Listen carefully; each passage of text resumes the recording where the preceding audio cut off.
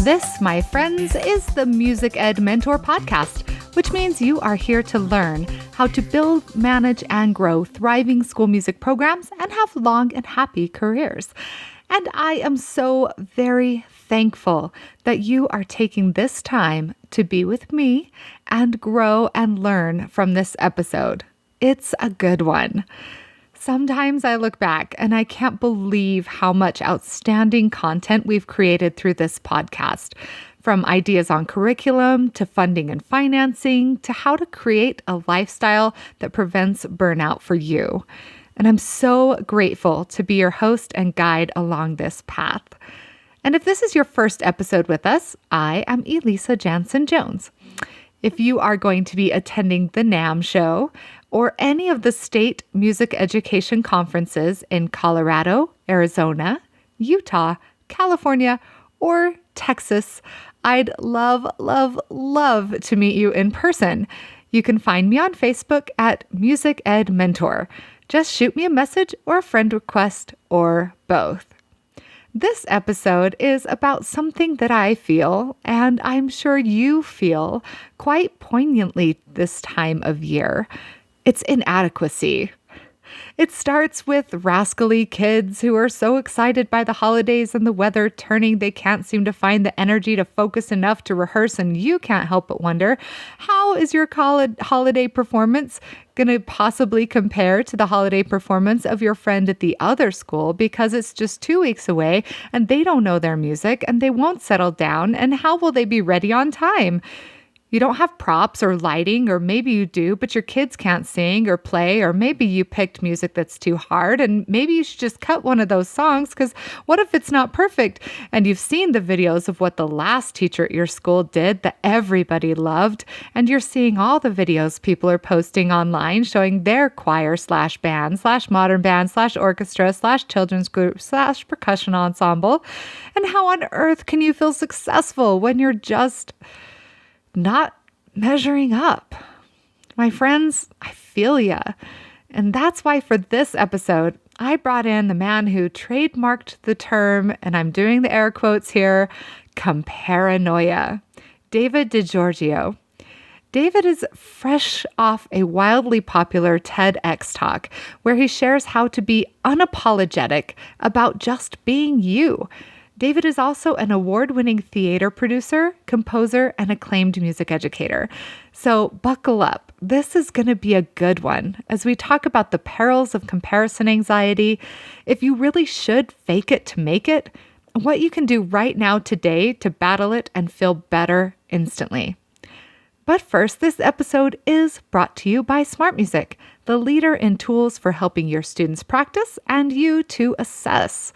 Did you know that Smart Music has 150 plus method books and more than 5,400 ensemble titles, including thousands of solos from top publishers, which means your students can practice entirely online. Find your lesson book or repertoire in the catalog and assign it to your class. Create an account at smartmusic.com to search the library for the scores that are in your music folders today.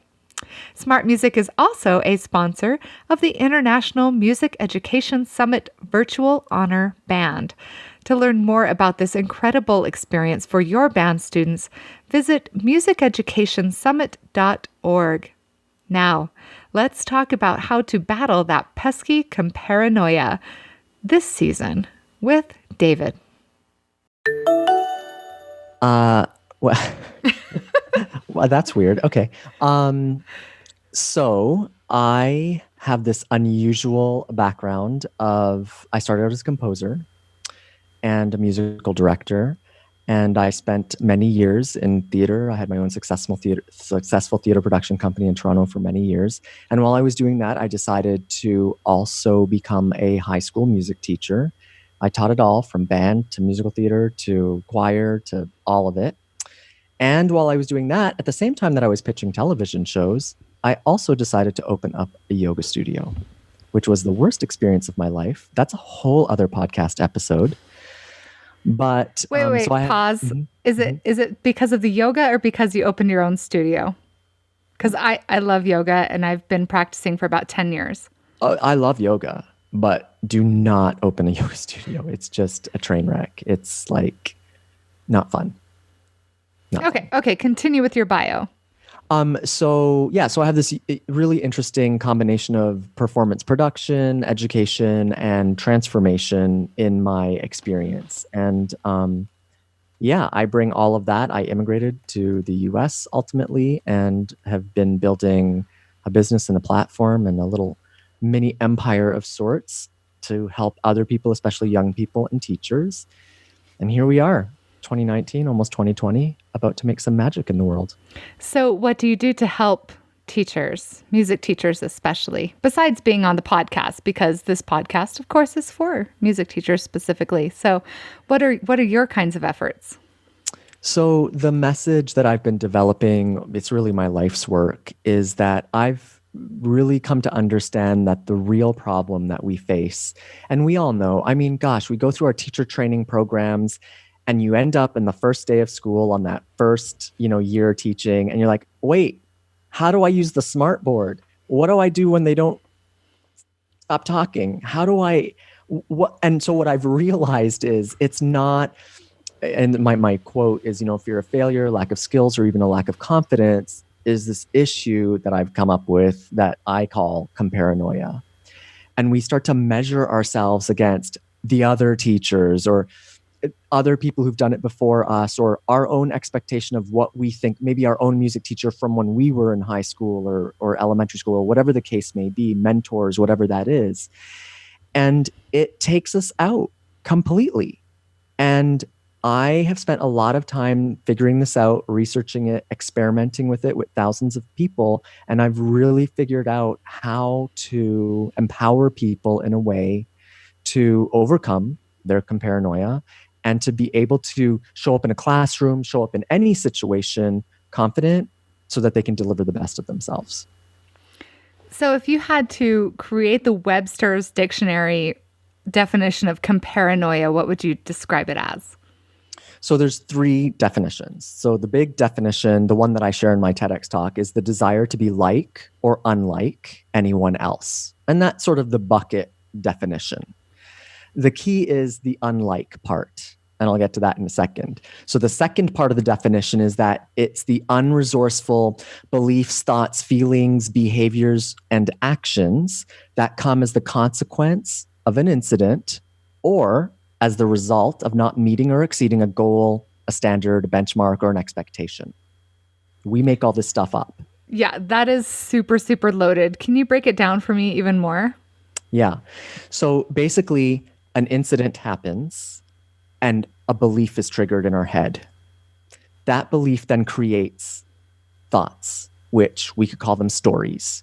The stories that we create for ourselves based on our beliefs cause us to go into the cycle of comparanoia. The I'm not good enough. The what if I could do it a different way? What if someone else could do it better? What if I made a mistake?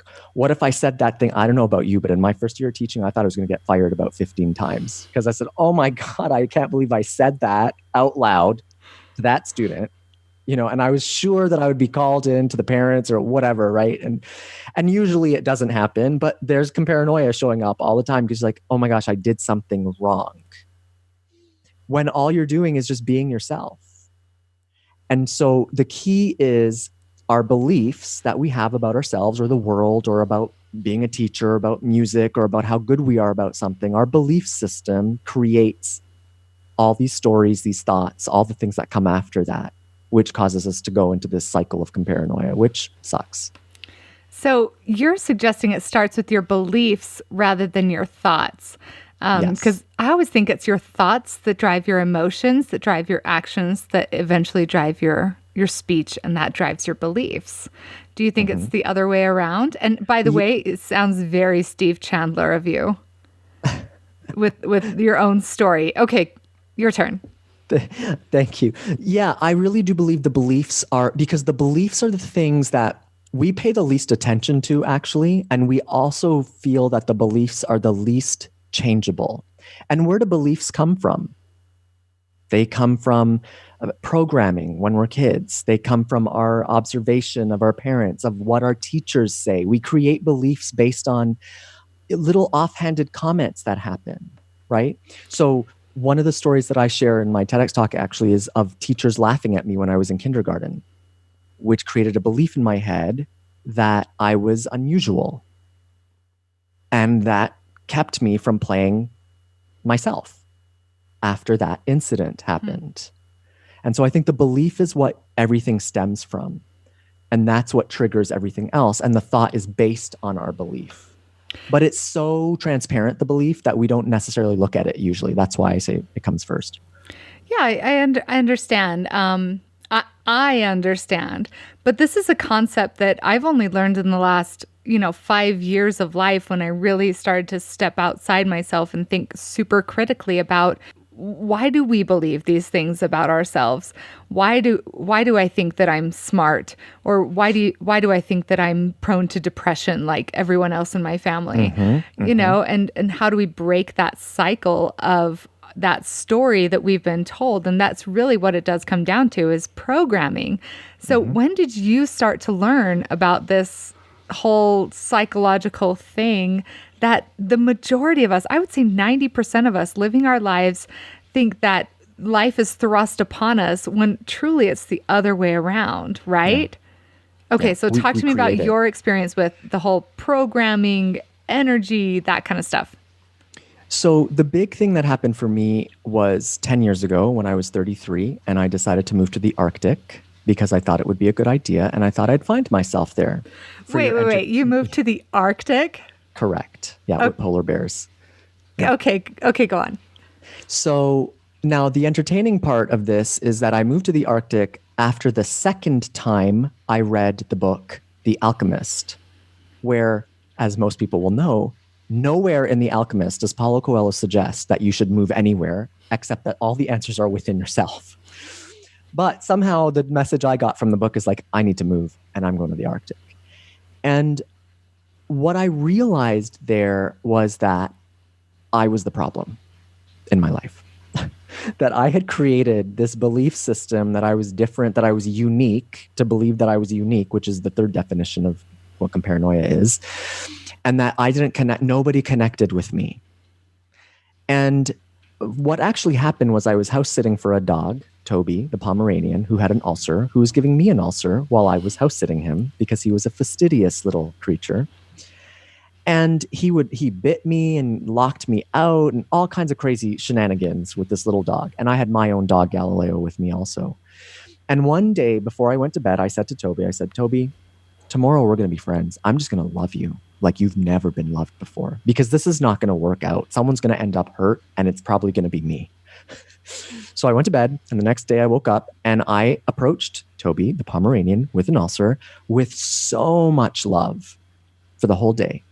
Well, by 3:00 that afternoon, 3:30 actually, that afternoon, Toby's curled up in my lap, giving me doggy kisses. And it hit me like a ton of bricks.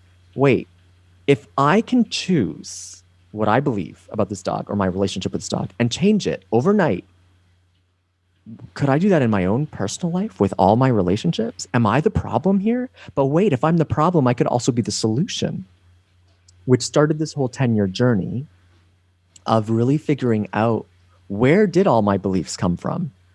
Who says who? Basically, I kept asking myself, who said that it has to be that way? Why do I believe that I'm not good enough, smart, not smart, whatever, all of it, the good, the bad, and the ugly, all of it.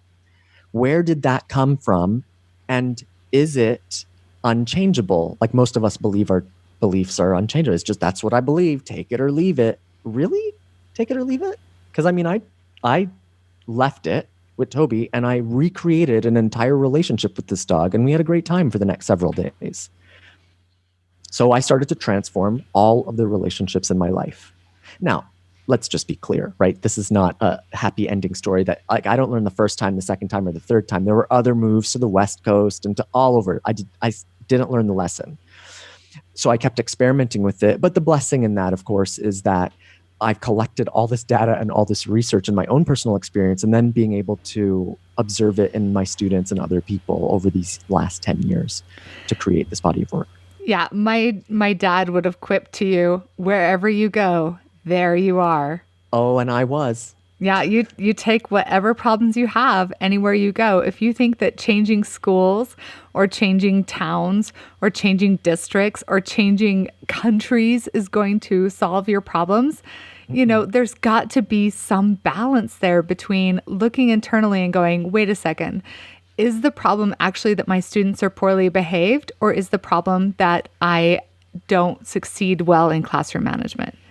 Thank you. Because here's the issue, right? That most of us don't want to look at is the fact that, like, we are the lowest common denominator, unfortunately and fortunately. But here's the good news in that. Like I said, if you're the problem, if I'm the problem, I'll only speak for myself. If I'm the problem in my own life, in my own classroom management, as I learned through being a teacher myself, well, then what do I need to do to become the solution?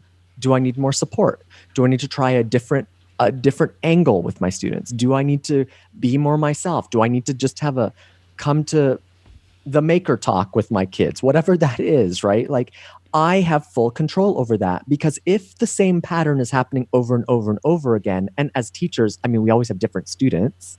Well, let's just get real and honest with ourselves. And what can I change in myself to change the results that I'm getting? No, it's true. It's so much easier to point the finger. Right. And say, the problem is my administration. I'm not supported.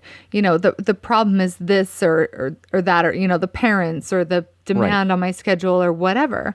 But truly, if the first thing that we should change, because it's the easiest thing to change, really is ourselves and our own attitude and our own thought processes and our own story that we tell ourselves. I wonder how many people, if they just truly believe, like, take this thought, this easy thought. I am the most successful teacher in the world. Mm-hmm. I am the most successful teacher in the world. And you told yourself that every single day. Do you not think that pretty soon you would believe that you are the most successful teacher in the world?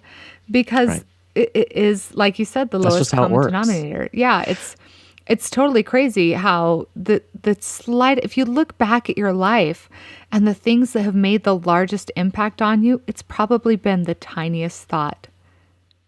Oh, yeah.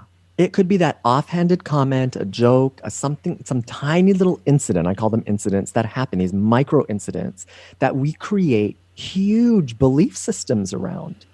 And I just want to address something you just said. The even bigger problem that we have is that we can't change the parents, the students, the admin, the other teachers. We can't change those people. It's hard enough to change ourselves. And like you said, when we look at it that way, the easiest thing to change is ourselves. Because good luck going to change your admin. I mean, literally, good luck with that. That's not going to happen. But you can change the way you show up with your admin. Yeah, totally true. So we've talked a lot about comparanoia. How does that compare, pun, with imposter syndrome? Similar, right? Because in comparanoia, you start to feel like, am I good enough? The thought process of, am I good enough? Is there someone else better than me? And certainly as a music teacher, there's so much of it, especially because of the competition culture that is still held on to with so many programs. But does that serve anybody? And let's just be honest. As teachers, if our role is to be teachers for young people, well, the truth of the matter is those young people are watching everything that we do. And we are creating a belief system for them based on how we interact with them and their experience of us. So if they see us being adverse with admin or other teachers, they're creating a belief system in their minds of how things should go. If we're the teacher who's in the classroom complaining about all the other things that are going on in the school all the time, well, we are helping to create their belief system, which they then will pass on to other kids. Mm-hmm. And this is why I truly believe, I'm a big advocate against bullying, and I'm very sensitive because I've experienced a lot of bullying throughout my life, even as an adult. And I think it's really important to understand and recognize that kids who are bullied in any way, because we can't tell someone if they've been bullied or not. It's their experience. If someone identifies as being bullied, right, and those things don't get resolved, they become teachers, parents, big brothers, uncles, aunts, who then use that same pattern and they imprint that on their younger ones also. And I truly believe that. I see it all the time. And I'm not trying to vilify anybody here. I'm just trying to call awareness and actually at how easy it is to solve this issue when you take a look at yourself. You know, have you ever read the book, The Genie Within? I haven't. So it's a fantastic read. And for our listeners, I'll put a link to it in the show notes. It's a relatively short book, but it talks a lot about your subconscious mind and this whole idea of beliefs and programming and energetic manifestation and all of these things. And it's truly, truly eye-opening. And reading it changed my parenting and it changed my teaching, because he does say that, you know, as much as we can look at ourselves and say, I was programmed with this belief of myself based on my parents' situation or whatever, you know, be it I'm not talented or, you know, I always struggle or things are hard for me or I have to work for money or whatever it happens to be. Like, that's fine. But then to look at ourselves and go, what am I programming these children with? And after I read that book, I instantly went from saying, you know, anything that was labeling my child as their person versus labeling their behavior. Yes. And there's a big distinction between that, because you can say to a student or a child or whoever you are in contact with, you are bad or you are naughty. You're a naughty boy. And what are you really programming them with? You're telling them that they're a naughty boy. Their whole being. Exactly. And so what then can you expect from them? You just told them they were a naughty boy. So guess what they're going to be? Right, a naughty they become boy. that. And Absolutely. if you instead label them as you're a great learner, but you messed up in this thing, right, then that frees them of that programming. Why would you impress that upon your students or a young child of any age? But you're so right. And I just want to point out something about assessment and evaluation, which unfortunately the system of school, and we got it, we're amongst friends here, right? The system of school is very heavy on assessment and evaluation because we need to find some way to be able to quantify the work, right? Which is a feat in music. So I just want to say, like, to all the new music teachers, it gets easier, I promise. You figure out a way. But here's the thing with assessment and evaluation, and I learned this from an amazing, amazing teacher educator that I work, where her way of assessing and evaluating was very simple. You would identify what you loved of students' work and what you'd love to see more of, period. Because why talk about the things that didn't work? If you want more of the things that do work, don't worry about the things that didn't work. Now, of course, you have to have some course corrections here and there, for sure. And I just want to really invite people to use the words carefully, because when we say the word but, it just negates everything we've said before that. So start using the word and a little bit more. And how about if we had more of this? And how about, just focus on what you want more of and get super creative. Look, we're music educators. We're creative people at our heart. So get more creative. You want to know how I got my kids to achieve more? It was not teaching the clarinet players where to put their fingers or what to do with their tongue or lips or any of that. I stumbled onto this by accident. I taught my kids how to express themselves through story. Every day, with my 9th graders especially, I would ask them, hey, how was your night? How was your weekend? Whatever the case may be. And I'm sure we could start a wall. This would be hilarious to get these answers. The answers are insane. They're ridiculous, right? People, they like, oh, how was your weekend? Yeah, it was good.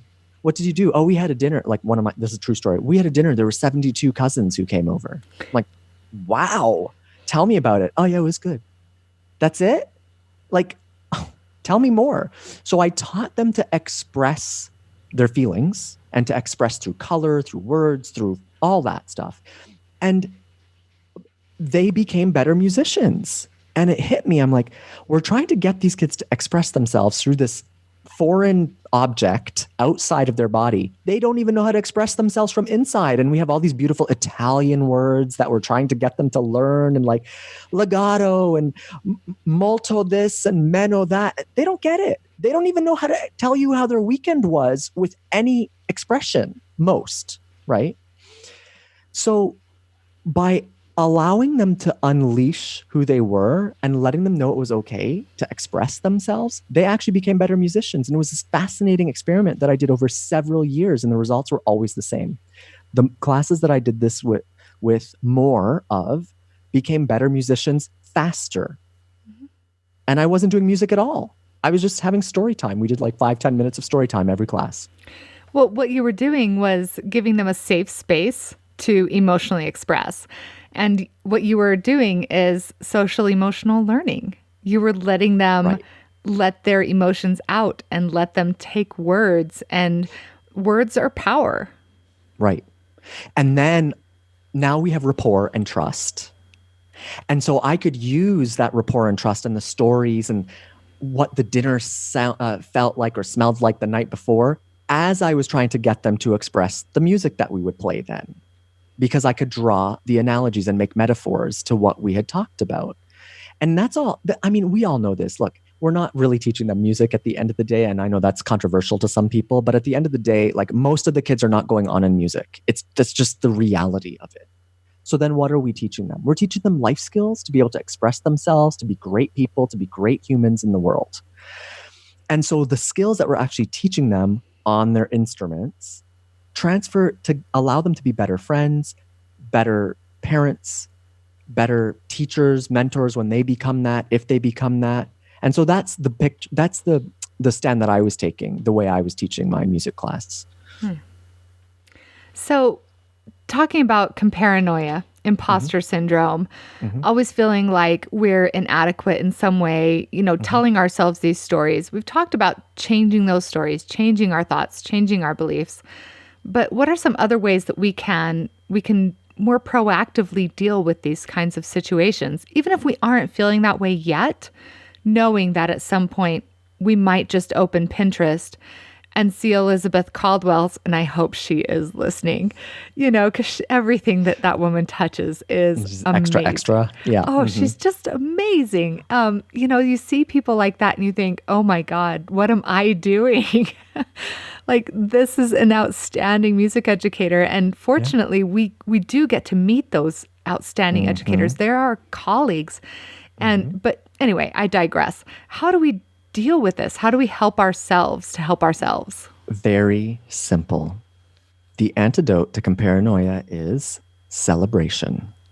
Now, for most people, celebration is birthdays, special occasions, report cards, something, achievement. But what if, and I'm not saying for most people, like I actually surveyed thousands of people, and that's what comes back all the time. What if we redefine celebration to include more options? So what if what if you can get to the point where you can actually celebrate the things that go wrong? Why? Because when you do something that doesn't work out the way you think it's going to work out, there is a great deal of wisdom and learning in that you wouldn't have gotten had you just like aced it every single time. Right. And I mean, we know this is not like a secret of the universe that people who achieve very well in school and never have any issues actually tend to struggle later on in life and are not the best teachers. In fact, the people who struggle the most actually make the better teachers because they understand how to learn. And that's really what we're doing, is teaching people how to learn for themselves. Because I don't know about you, like with high school students, you can't teach them anything. You got to trick them into thinking they learned it themselves. Hashtag truth. Hashtag truth. So celebration is the antidote. And so redefine celebration to include all sorts of things. And I've created this celebration matrix, and celebration includes all sorts of things, from literally shaking your booty because it works. So something happens, an incident happens, you find yourself comparing, imposter syndrome, something, right? Just shake your bottom because you know that you have the awareness that you caught yourself in that. And that's very, very powerful. What about if you started to, I call it a daily celebration list, where I document and acknowledge all the stuff that's happening in my life. So all the students came in on time, document and acknowledge, celebrate your students for that. I had birthday parties in my class. I know that's a traditional form of celebration, right? But I would stand at the door, and as kids would come in, if they had missed a day from being absent or doing a tournament or something like that, I would tell them it wasn't the same without them when they came back. Little micro celebrations all the time. Let people know that I was there, that I was steadfast, that I was unwavering in my commitment to them. But it also reminded me that I'm unwavering in my commitment, that this isn't just about the teaching piece, the class management stuff, all that. There's a bigger thing here. These are human beings. And I'm a human being helping other human beings be better human beings at the end of the day. So there's lots of different ways. So redefine celebration so that, and I have like tons and tons of different ways to celebrate, and find something to celebrate, and don't make it just an achievement. If the wheels fall off and you're playing a festival and it just like goes terrible, happened to me once, celebrate the fact that one of your kids didn't like have a heart attack on the stage or something, or didn't vomit in the front row of the, like there's so many things that you can celebrate, and talk about, use those experiences, because the times when the wheels do come off, that's where the real learning is. And that's where, as a teacher, your kids are watching you the most. How you deal, how you react and respond in those situations are going to shape their beliefs and how they pass on the legacy that you are creating in them. Yeah, I love that so much. From air high fives to little mini smiles to shaking your booty. Yeah, that's so awesome. So comparanoia, we've talked about imposter syndrome. Great. Talk to me about faking it. Because we can feel so completely insecure. And you've been on that big stage. You've done a TEDx talk. Like I'm a regular conference presenter myself. Mm-hmm. And every week I stand up on a podium in front of my 70-piece, band, community mm-hmm. band. And I still feel like I have to fake it. Do you ever feel that way? Is that an important step for us to fake it? But so here's the thing. What you're identifying to me is a belief that you have to fake it. You see what I mean? That's why I say beliefs come first. Why do you have to fake it? What if you weren't faking it? What if you're just a human being who doesn't have all the answers, and you decided to stand up in front of people because you're the leader? Someone has to lead. That's you. You have the title. So what's there to fake? There's nothing to fake, to be real. And if you don't know the answer to something, I don't know. We'll figure it out. I'll get back to you next week on that. I'll get back to you tomorrow. Why do we have to pretend? Oh, thank goodness, because that's what I do every week. But I do before, and hopefully if you ever see me at a conference, don't look for me right before I start my presentation, because I'm hidden in some back room listening to something that has a lot of inappropriate lyrics, and I'm totally shaking my booty to hype myself up.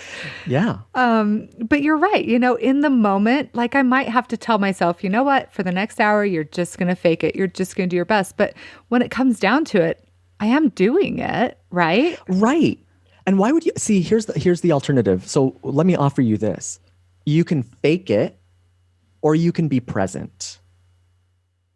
Now, if you're present, and your stuff, it's not like you're not a music person all of a sudden having to conduct, the Chicago Symphony Orchestra. You know what I mean? Like that. Okay, then you might have to fake it a little bit, right? But then they're going to know, like, you're not all of a sudden the CEO of a multi-billion-dollar enterprise. You know what I mean? Like, not this is yet. Something you've studied. Not yet. Not yet. Right? But even in that case, like, why do you have to fake it? Look, this is not a secret anymore. Thank God for the internet with these things. Like, there's so many billionaires, millionaires, amazing people in the world that have been asked this question. Like, how often?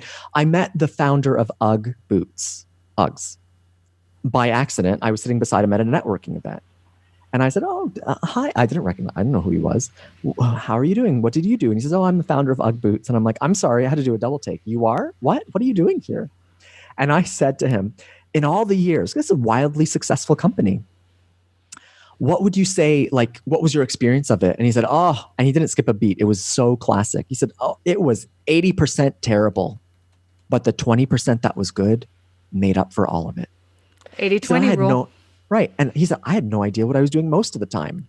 But the moments that I just showed up and was myself, which is why I wrote the book, Being Unapologetic, and Who You Are, it worked. So yeah, you have the option to be to fake it or to be present. And if you're present, like let's say for music teachers, right? If you're present with your students and you're listening to them, you're reacting and responding to them in real time. Like, I mean, you're really listening to what they need. Like I did when I figured out these kids don't know how to express themselves. How could I possibly expect them to understand Italian expression through a plastic clarinet of all things? I know, terrible, but that's what we had in my district. So, okay, what I need to do with them is be present with them and teach them how to express themselves and have some fun. So we went to Disney World every year. We did exchange programs. My first year teaching, I took 16 students to Cuba and we learned how to salsa dance in Havana. And they became better musicians. Go figure. Because I was being present and I was paying attention. So you, as you're conducting your own band, it's like, just be present. And you'll see, you're going to know, your intuition is going to know who needs help or what needs to happen next. Just trust yourself. Way better than trying to fake your way through all of it. So when do we realize that we're there? When do we realize that we aren't faking it anymore? And how do we own that, even though the world at large is telling us, don't stand out, don't be exceptional. It's not a big deal if you're great. Don't be prideful. That was the big thing when I was growing up. Pride is the sin. That's the worst. Please. As soon as you get prideful, everything goes downhill. So Don't be prideful, right? So how do we realize that we've reached it, we own it, we are that thing that we've wanted to always be, and then own it without apologizing? When you're not asking those questions is probably when it happens. I had a yoga teacher one time tell me, you know how sometimes like you go through a yoga class or you go through an experience, you conduct your band, say for example at festival or whatever the case may be, and you have no recollection of what just happened. She said, what if that means that you were fully present in the moment? Why do you have to remember? What if you were so in the moment that it doesn't even matter what happened? I really like that. And yeah, why do we have to worry? And here's the other thing. So let's look at evidence for those, for the green people in the house who want evidence. Let's take a look back at all of the people in the world who have made a difference, from Jesus to Mother Teresa to you pick your people that you want, from Elon Musk to whoever you think, Dolly Parton, Oprah, I don't care who it is, Brene Brown, whatever. They stick out. They do it their way. They're pretty proud, not in a negative way, but they're proud of what they do. They shout it from the rooftops. They are their biggest ambassadors, their biggest advocates for themselves. And I always use, I grew up Catholic, so I use the example of Jesus because it's extraordinary, whether it's real or not. Fact of the matter is 2,000 years later, we're still talking about him, and he has a bestseller that he didn't write himself. Something went on there, right? So what if you were so unapologetic that you were just being yourself all the time and sharing what you believe with kindness? Now, I just want to be very clear. Unapologetic does not mean you steamroll over everybody in your path and you just do what you want. That's not the definition of being unapologetic. Being unapologetic is surrendering to who you truly are. And what is the answer to that? I don't know, but you're going to feel it when you get there, because there's joy, there's ongoing celebration, miracles, whatever you want that to look like, come to you. Good stuff happens. And when the bad stuff happens, you can look at it and just be like, meh, that's okay.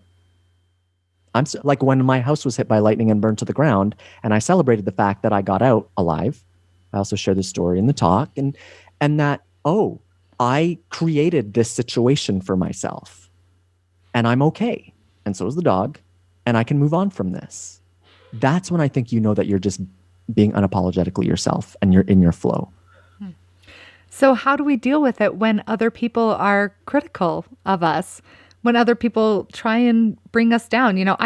This is the thing that always comes to my mind, because my family has always been super, super, like you can't live outside of these bounds, and our listeners can't see me, but my hands are about 4 inches apart. Like you can't be too far above or they will try and bring you down. And you can't be too far below or they will guilt you into coming up. Okay, so I was super, super fit. I was a triathlete. I was, riding my bike all the time and I was super happy. I was doing yoga every day. And my sister looked at me and she goes, Elisa, you have no butt. You have no butt. Like it was a bad thing, right? And I, for some reason, took that to heart like, oh, should I have a butt? Wait a second. I have no butt. People, don't look at my butt at the next conference because I promise I had one then and I have one now. But it was her being critical of my super athletic, healthy body. And I realize now it was her being, insecure in herself. But okay, now back to you. Tell me how to deal with critique like that, even if it's just a sideways thing. Right. But you see, so what if you chose to be unmessable is what I call it. So see, we're very messable. Like we take everything to heart, what other people have to say. And so now, like I go back to Dr. Mary Beatty, who taught me this, what do you love? What do you love to see more of? What would you love to have more of? And so when people come and give me feedback, I turn around and I smile and I say, and what did you love? What do you love about me? And you just smile and you don't say anything. Now, here's the thing. When you start to vibrate at this other level of consciousness, whatever you want to call it, yes, people will put you in that box. They'll try to hold you back because it's scary. And again, look at all of the evidence. Pick all the same people we just talked about before, from Jesus to Dolly and everybody in between, right? Because they're the same, right? No? I'm kidding. But you know what I mean? Like they're people who've gone outside the box. And like I love Dolly Parton because she was not supposed to be as successful as she was. She was a woman in country music who looked like a clown. And these are her words, right? And so she realized like, oh, I'm going to look like an even bigger clown.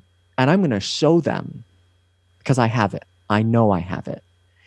And so she wasn't concerned with what everybody else had to say because she was steadfast in what she believed about herself. You see, she didn't let outside people change her belief system of herself. There's a great drunk history about that, and I'll add a link to it in the show notes about Dolly Parton. Yeah, so fascinating. Her whole story is so fascinating. But yeah, like be unmessable. Choose to be unmessable. Celebrate the fact that other people are going to have opinions. And you just ask yourself, does that stick? Because, okay, logically, back to your butt, logically, you knew physiologically you had a butt. Like you just knew that, right? So, okay, then like that comment, it stuck for a second. You're like, no, that just doesn't, and let's bring it specific to music teachers. Again, you're at festival adjudications or whatever, and something doesn't land on you. Let it roll off. Have a quorum with your students and say, do we take this feedback? Does it land with us? Or maybe they heard something that we didn't hear. Like just talk about it and then let it go. Right? So be unmessable. Choose to be unmessable. Take feedback like seasoning, right? Because nobody wants too much cayenne pepper, ever. Or anything for that matter. So it's really to decide that your belief system is stronger than, and I really think that's where this all happens, like comparanoia, imposter syndrome, lack of confidence, all comes from if someone has a stronger belief system than you do, and they're more dominant than you are, then all of a sudden you start to second guess yourself. Well, what if you didn't second guess yourself? That's not to say don't be open to feedback, but don't second guess the path that you're on. Take feedback, learn, iterate, change, all of that stuff. And at the same time, just recognize like it's all part of the process. We're not perfect. We're not going to get it right the first, second, 15th time. You might have to move to the Arctic like I did. Who knows? No, I would have to move to the beach. Let's be clear about that. For me to find myself, it's going to be the beach. But so look at this, right? And I want to put, so when I started to phase myself out of teaching before I actually officially retired, I traveled to 6 continents. In 1 year, I did 155,000 flying miles and 6 continents. And nope, there was no solution on any beach. I went to pick the bucket list place. I was there. And I became more miserable than ever in my life. because I was looking for something, the alchemist, that was outside of myself when it isn't anywhere. No one's going to hand it to you. Nobody's going to bestow your confidence upon you. You have to have your own little ceremony, and I do every single morning in the mirror, and I say, I appreciate you, I thank you, I love you, and I shake my bottom. And I do it many times a day. So what was your big aha moment? What was it that clicked it over for you? Over the last 10 years, a series of things. I mean, the Arctic was a big one. And then, just doing a lot of my own personal development and meeting some really extraordinary people, some extraordinary psychologists, teachers, gurus, meditation people, where I started to realize the message is all the same and that stop looking for it out there. And actually, the real big thing that clicked with me was the amazing late Wayne Dyer. He has a movie and a book. It was actually a book and a movie. I like the movie version of it better, actually. I think the movie came first, called The Shift. And his philosophy is this: if in the first 9 months of life, everything is abundant, easy, and effortless, why then does it need to change at the moment of entering this world? And he says, we work too hard. We work so hard at something that we are naturally programmed in our DNA, in our genetic code, to be survivors, to be abundant. And that really shifted my thinking, like maybe I'm working too hard at this. Maybe I'm overthinking all of this and I'm looking for something that is, the alchemist, always right here. And so why don't I surrender to the fact that I am a miracle? No matter which way you look at it, from a religion, from science, if you believe in unicorns, whatever you believe in, this is a miracle. This thing that we are is amazing. So if I'm a miracle, that means I can create miracles, that I should be able to live that way. And that's sort of where the big shift was for me. And I started treating other people like that too. So I started to love people, because I don't know about you, but I would go to Disney World every year and I'd be like, why are these people so happy? This is not real. They're too happy. And then one year, one of the final years I went, I just enjoyed the fact that they were all so happy. And I celebrated that they were all so happy. And so I started to change from the inside, the way I started to see the world. Yeah, whenever I start to feel negatively about other people, which happens, it's rare. It happens. I adore other people. I will actually sit and people watch. Yeah. And I will look at every single person and go, I admire that person. There is something about that person that is to be admired. And we can do this with our problem students. We can do it with parents who are pissing us off. Am I allowed to say pissing us off? Well, you just did. I just did. It's my podcast, whatever. Yeah. Or our administration, we can look at that person and realize that person is so deeply loved by somebody. And Right. there is something about that person to admire. And just changing our own attitude about that person changes their attitude towards us. Well, and here's the piece that people don't want to talk about. And again, this is what gets me, in trouble. But it's the truth. What if there is truth in the fact that we can only recognize in others that which we have in ourselves? Like if we've never seen the color red, how would we recognize it? So if you see some, insolent behavior or some vapid something in someone else, maybe you have that in yourself, which is why you recognize it and which is why it's so irritating to us, which then means, and this is the perfect thing to say actually, so I would always show my students about sympathetic vibration with the timpani, right? At the beginning of every year, I would tune the timpani to a certain note and I would sing at it in the wrong note and nothing happened. And then I would sing at it in the note that it was tuned in, and you could do this with the piano too or whatever, right? And then it sings back at you. Well, okay, if something is singing back at you, i.e., you see the student that is the bane of your existence, what in you is that triggering? What ugliness is that triggering? And what can you celebrate about that? Because now you have awareness, and awareness is power, and that can transform everything. This has been amazing. Do you just love talking to people who understand you? Absolutely. And even the people who don't understand, that doesn't matter, because I'm unmessable, right? So I believe what I believe. I'm going to go take a Teflon shower for all the time because, can I ask you one more piece of advice? Please. And this is just, and I know other people have to feel this same way. Okay, so we're going to take my example of being a band director at my community band, right? Yeah. Outstanding musicians, huge band. I get on the podium, I do my thing. I feel pretty good about rehearsal until about 5 minutes after rehearsal's over. And then I'm like, wait, should I have said that thing? Wait, should I have done that? Oh my God, who did I offend by saying this thing? And for the next 3 hours, I just second guess and question. And whether I'm, doing a presentation at a conference or I'm doing a podcast even, there's always that little bit of self-doubt afterwards. Should I Yeah. have, would I have, could I have? How do I deal with that? One, it's already gone. So you're just wasting time. The other thing, and I would tell all of my new students every year at the beginning of every year, and I share this story more in the talk. Here's the thing, and most people don't like to hear this. You're not that special. So you're thinking about yourself far more than anybody else is thinking about you. Now, in the celebration piece and the fact that you're not that special is that you are just like everybody else. And imagine Oboe 1, who's thinking like, God, I wonder if I looked at her crooked at that moment. And she probably thinks like, oh my gosh, that I'm just like thinking something of her. Who knows, right? So let's just let all of that stuff go. If you approach with love and kindness and you're present with people, you can't do anything wrong. And if you did say something that maybe put someone off or whatever, you'll deal with it the next week and they'll tell you, And as teachers, we always say that I used to have disclaimers in my classes, right? And say, I actually would tell my kids is, look, especially in musical theater, because it's so physical and personal, I need you to understand when I'm giving you feedback, I'm not giving you, the person, feedback. I'm giving you, a musical theater performer, feedback, a character feedback. You are like this thing that we're molding, right?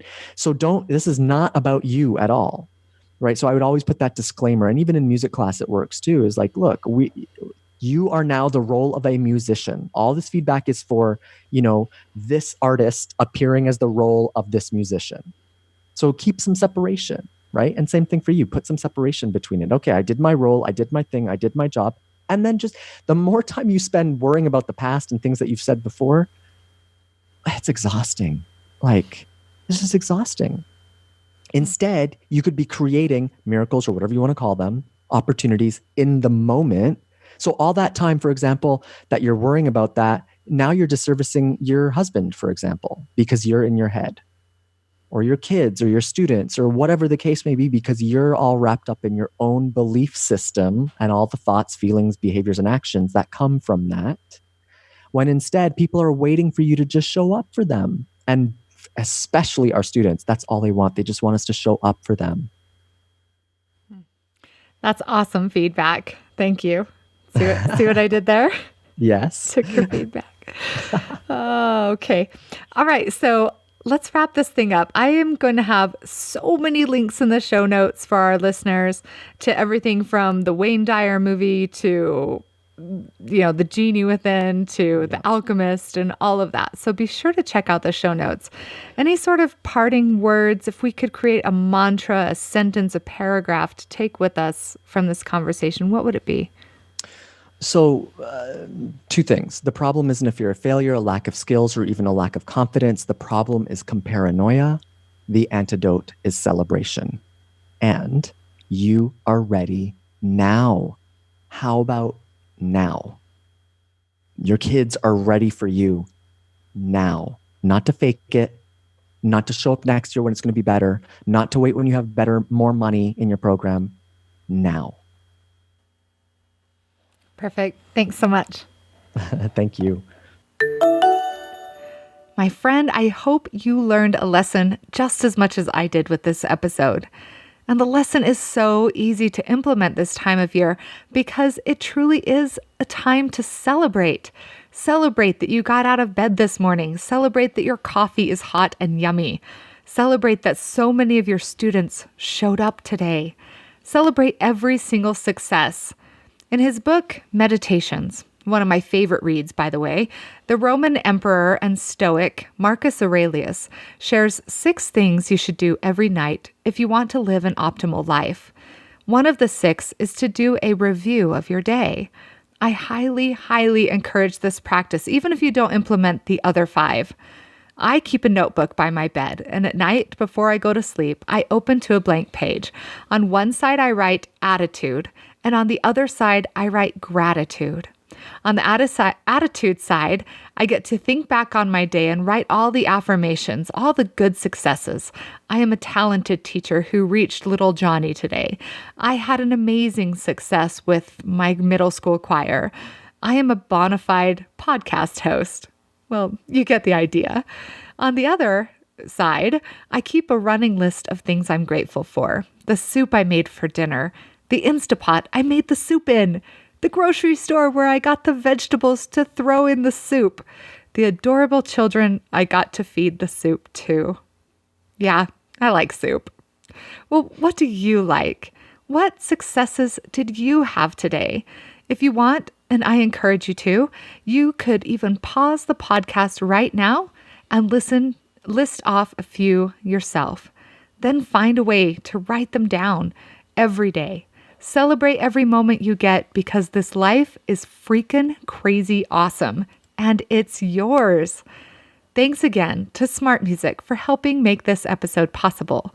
Remember to subscribe and rate this episode so that other music teachers can find us too, and share us with your like-minded music educators. You'll be able to do so quite easily on our show notes page, where you will also find all of the links we talked about in this episode, including to David's book. You'll find the show notes at smartmusic.com/blog. Just search for podcast. We'll be back again in a couple of more weeks with more goodness for your life as a music educator. Have a wonderful holiday season with huge performance successes, and keep teaching on.